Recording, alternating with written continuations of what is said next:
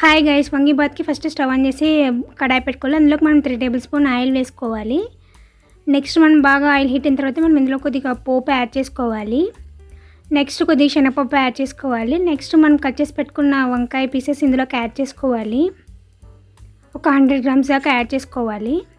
Next ఇది add చేసుకున్నాక మనం కొద్దిగా పసుపు యాడ్ చేసుకోవాలి. నెక్స్ట్ అలాగే కొద్దిగా సాల్ట్ యాడ్ చేసుకొని బాగా మిక్స్ చేసుకోవాలి.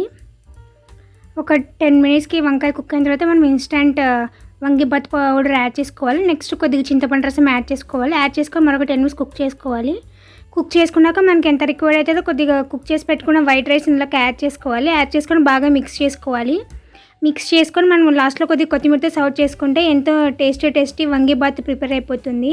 టైం పడినప్పుడు ఒకసారి ట్రై చేయండి గైస్, టేస్ట్ బాగుంటుంది. Subscribe for more guys, bye bye.